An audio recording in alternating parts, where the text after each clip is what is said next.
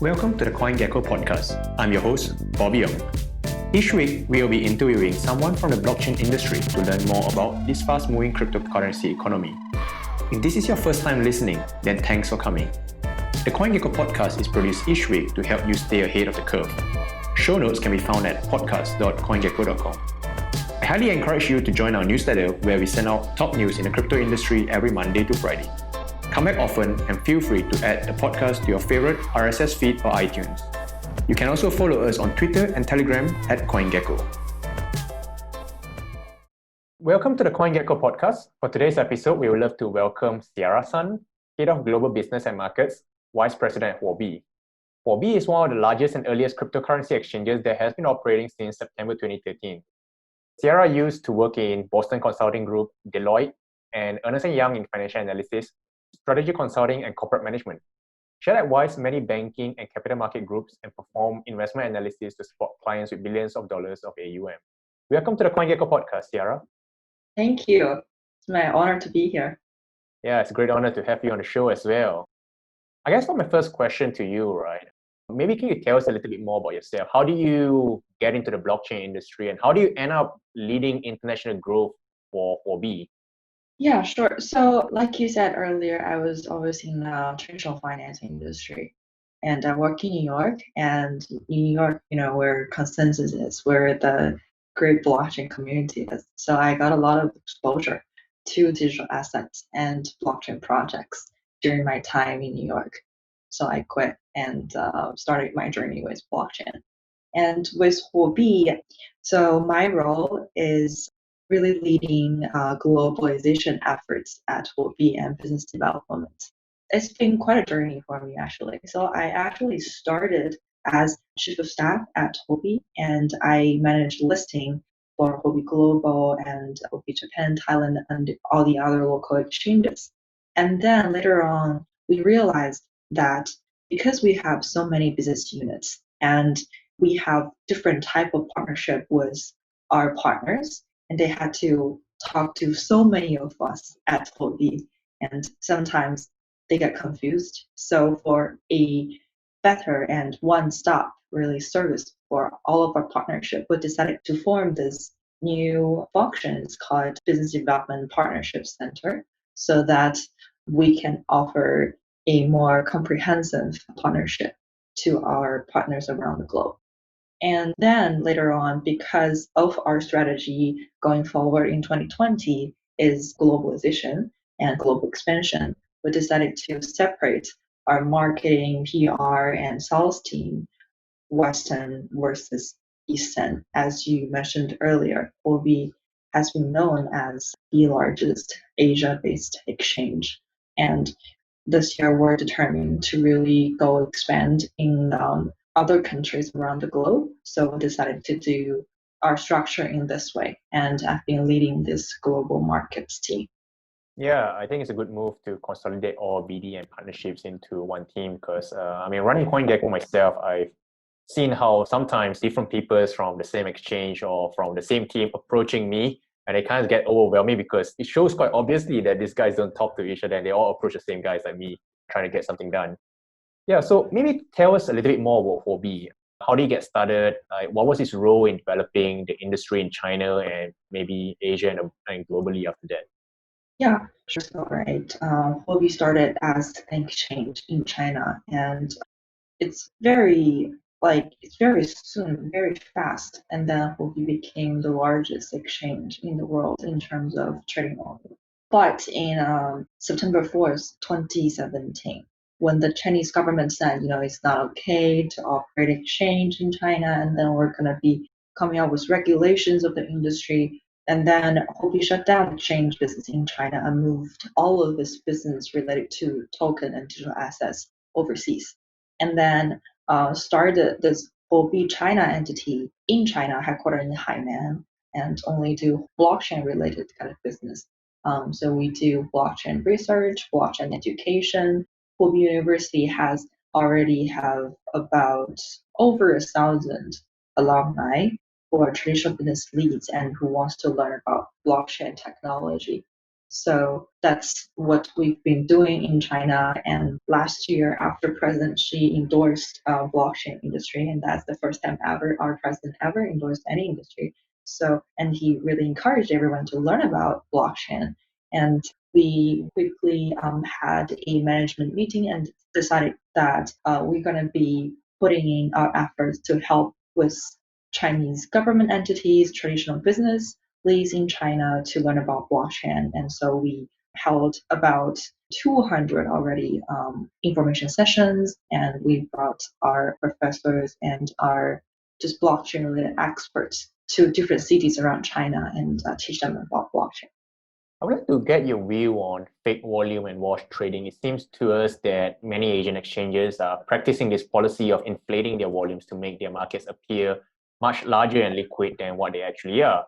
It came to a point where I've told myself that many of these exchanges cheat, and the question is, it's not just if they cheat. We know a lot of them cheat. The question is, are they cheating by 10%, 20%, 50%, or 90%? Why do you think many of these exchanges cheat and use this fake volume strategy? And how do you tell internally if any exchange are also faking things when you compare and benchmark your performance against the others, for example? Yeah, that's a very good question. So first of all, we don't fake our trading volume, and as when you operate an exchange, it's actually easy to tell whether the other exchanges are faking their volume or not. So to answer the question where you said why they fake the trading volume, I think first is because it's marketing, right? They want to attract more users. And especially with this industry, a lot of people don't know about blockchain or digital assets. When they want to go trade, they want to buy crypto, they will go on rating companies, maybe rating websites like CoinGecko, and they'll see, I'll just go for the biggest exchange. And how people rank exchanges is based on trading volume. So they'll just think that, okay, this is the largest exchange, so I can trust it. There are so many people trade on this exchange. That's why they got so much volume. So I should probably just open my account with this exchange. And I think that's just pure marketing for them. So I have been thinking about this question for a long time, and we've been talking about this in the past year or so. The industry itself really need a good, fair, and balanced new ranking system. Not like some of the other ranking system, ranking and rating companies, like CMC. They came up with some new metrics which I don't think is very fair, like web traffic factor. What about people using apps, right? It's not good. But there are some metrics that you just can't fake and are very crucial to rank exchange and let customers know where people are really trading. So first is asset under management, right? So as an exchange, people deposit their assets onto your exchange to trade. So that means a lot. And the number of assets you manage is really, I think, the factor that determines the size of your business. Huobi, we manage about 5% of total cryptocurrency, and in that sense, we're only second to Coinbase, and we're managing more assets than our other competitors like Binance or OKEx. And we don't do custodian for smaller exchanges, so naturally we hold less assets. So besides assets under management, there are some other better measures like market depth, liquidity, security, compliance, which are all very, very important factors. Liquidity is very, very important for traders, for not just institutional traders, but like individual traders as well, because the slippage is very important. It really determines the price that you can get on exchanges and market depth as well. So there are just these factors and other factors, like I said earlier, compliance and security. That's really crucial. If you just keep losing thousands of Bitcoins every year, it's not going to be sustainable at all. And how can people ever trust you if you have this huge security breach issue? And we're very proud to say that at Huobi we've been running for 7 years, and there never has been a major security breach. So customers' assets have been safe with us. And we're very determined to be the guardians of our customers' assets and compliance as well. You just have to, as a business that's already been so big, and we've been serving millions of customers around the world. It's very important that we do work with calculators and we try our best in putting our efforts for compliance. So every market we go to, like you see on the news, we've been trying our best to apply for licenses, like Huobi Japan, Thailand, like our DLT license in Gibraltar. And we are also applying for some of the other licenses around the world as well. So compliance is the way that we do. That's one of our top strategy, actually. Yeah, I completely agree with you in the sense that there should not be one single metric to evaluate exchanges. Using web traffic as the metric per se is completely flawed because that metric unfairly advantages certain exchanges and can be game and many other ways. So that's why we at CoinGecko use a trust score, which takes into account web traffic, but it's one of the many factors that we use to take into account exchanges quality. I think what you brought up as well in terms of cybersecurity, in terms of hacking incidences, is a very important point, and I'm very excited to say that CoinGecko will also be tracking cybersecurity, and you'll be seeing some of these factors being taken into account for our trust score. You also brought up some other interesting point, which is assets under management. That's something that's very interesting, and I think we should start looking at it more aggressively. One of my next question actually is at the start of 2020, right, I made 10 predictions for the year. One of the predictions that I made was as follow. Huobi, OK, Gate, Bitum, Global. We launched their native blockchains to compete against Binance Chain in 2020. I hope they'll be able to build the ecosystem, but I expect things to be tough for them. What value do they bring? We have to wait and see. I'm quite curious to hear your thoughts on this. I understand that you guys are working with Nervos to launch Huobi Chain. What's the plan for Huobi Chain and what use cases are you guys planning on it?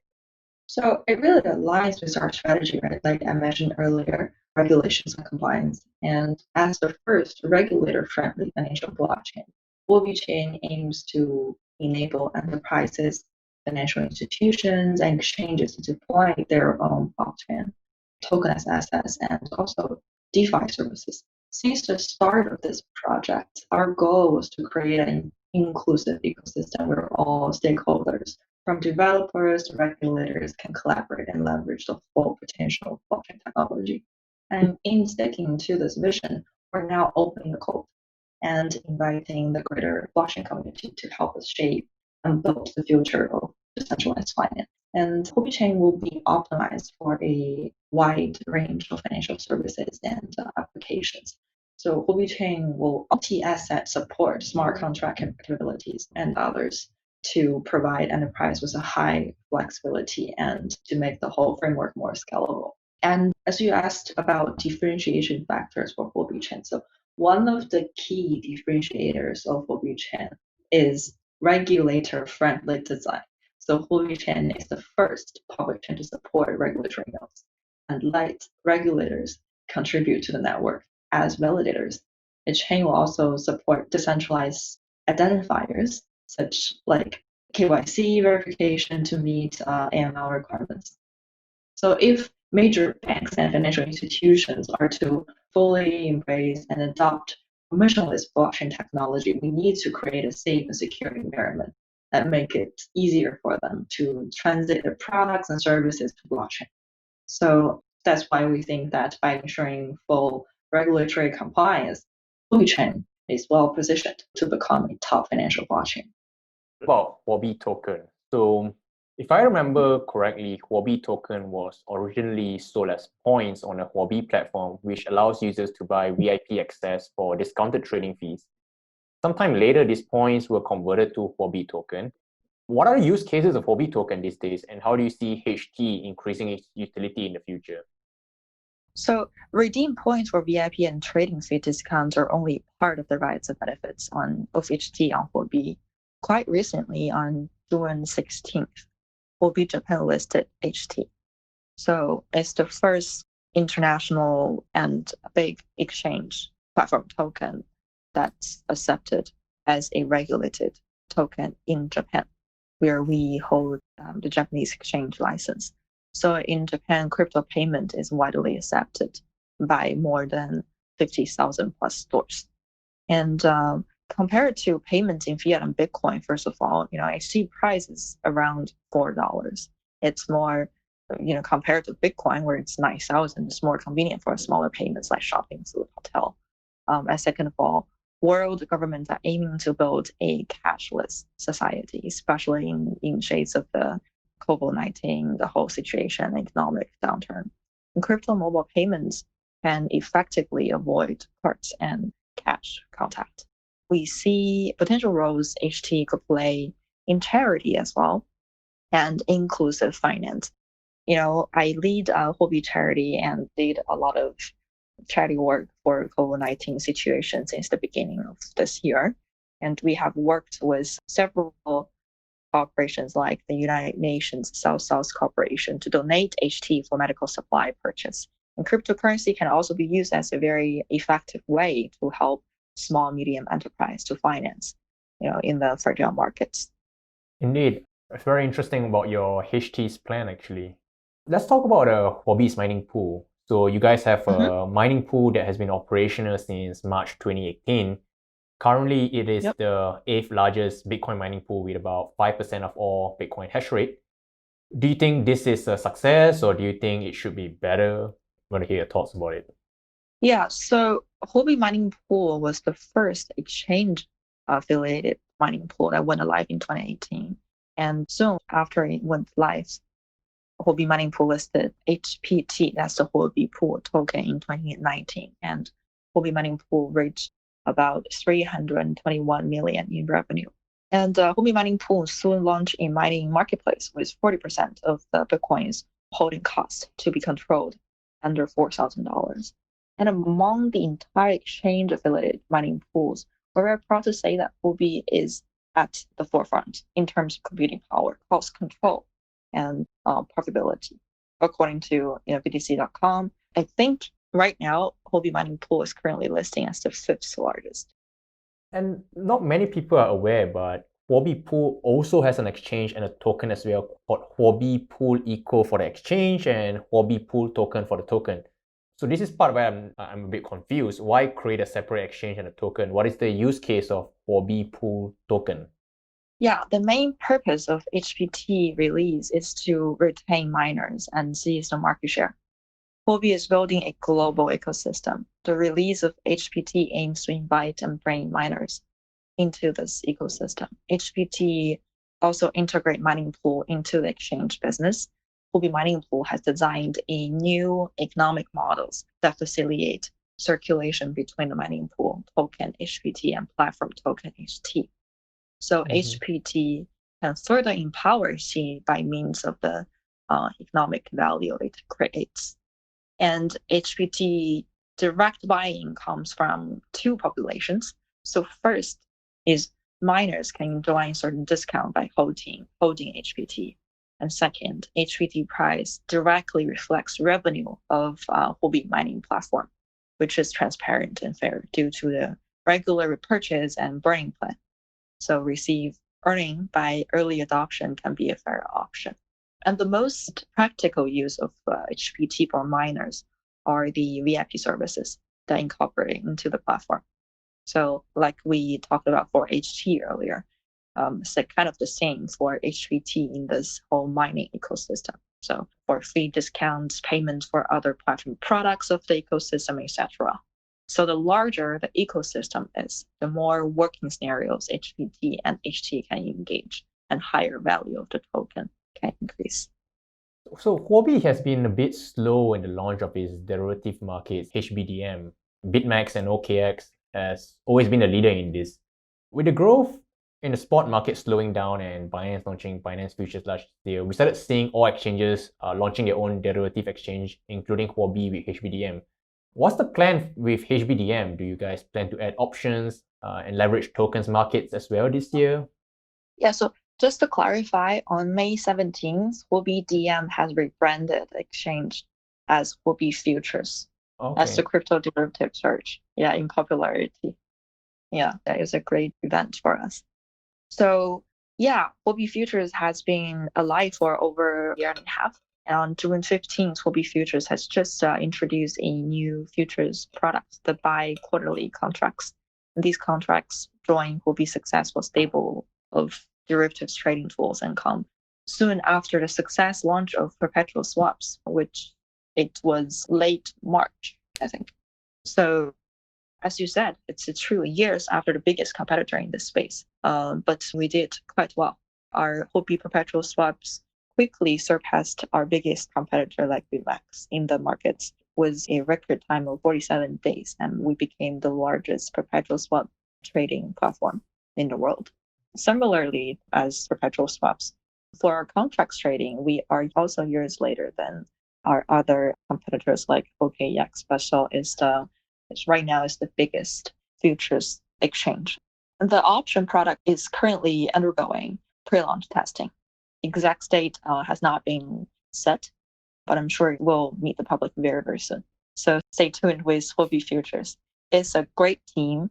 They've just got all the skill sets and professionalism to run a very successful derivatives exchange. They've got the best risk management, risk control protocols in place to protect our users from great volatility, like March 12th major crash of the Bitcoin price. Liquidation volume on Huobi Futures is the smallest among all of our other competitors. Like I said earlier, we are already, in terms of volume, bigger than BitMEX, but our liquidated volume on that day was only about 18% of what happened on BitMEX. Yeah, I think consumer protection is important. Like, we don't want to get consumers to lose unnecessarily too much, especially during large market crashes like what we saw in March. So Huobi has been active in the IEO market last year, but the market seems to have died off.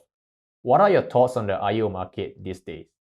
Yeah, so in terms of listing, first of all, this market and industry have been very, very fast evolving and developing, changing. And listing have been changed quite a few times on Huobi and on all of the other exchanges. We have been taking listing very seriously recently, and as you can see, from last fall till now, we really didn't list any new token besides Hive, and we recently listed Origin, and that was pretty much the only tokens that we listed. We have been very considerate on the quality of the asset that we list. We want to be able to provide the best and most secure access to our exchange users. And I think that's why we have been, listing very slowly. And like you said earlier, we have been not very active on the IEO market. And I believe that's a good strategy. And that really shows our whole, value system and who we are and what we stand for. If you look at IEO projects in the past about a year or so, when we stopped listing, the other projects that our competitors listed as IEO project really didn't do that well. And there's a lot of, speculation. And to be able to provide a healthier environment to our exchange users, like I said earlier, we have been taking those metrics very seriously. And right now, getting listed on Huobi is very hard. Yeah, indeed. I think not listing bad tokens is one of the key things in taking care of your users. Yeah, I think we kind of reached the end of the podcast. Before we end it, the last question, if someone's interested to learn more about Huobi, where's the best place to follow and learn more? Well, first of all, you can always find me on my Twitter at Ciara Huobi. And since our 7th anniversary is coming very soon, we'll be launching a website upgrade and a blog upgrade for our 7th birthday. And all of the latest news and data about Huobi's business will be shared on our official blog. And we also aim to build consistent and close relationship with media and general public. So if anyone who wants to make any inquiry, you can just send questions to media@huobi.com. Our staff will add you, or our media contact list will, and we'll share our monthly events, news, and press release in our newsletter. Sounds good, Ciara. Yeah, thanks a lot for taking the time to come on the CoinGecko podcast. We really appreciate your time, and we learned some new stuff about Huobi today. Yeah, thank you so much. I really had fun. Very chill conversation. Yeah, same here. All right, that wraps up the show. Thank you for listening to the CoinGecko podcast with Bobby. If you like our show and want to know more, check out podcast.coingecko.com, or please leave us a review on iTunes. If you have any feedback, do drop us an email at hello@coingecko.com. Join us for more next week. See ya! This podcast is provided as part of the overall information on cryptocurrency contained on our website, is for your general information only, and does not howsoever constitute any endorsement, financial or investment advice, nor any solicitation or offer of securities or other financial instruments. CoinGecko and the podcast presenter makes no warranties, implied or express, of any kind in relation to this podcast, including, without limitation, the accuracy and updatedness of its content. All opinions and recommendations there in the podcast are based on the personal opinion of the presenter. Please conduct your own research and procure professional advice should you, at your own risk, decide to howsoever invest or trade in relation to the content contained in the podcast.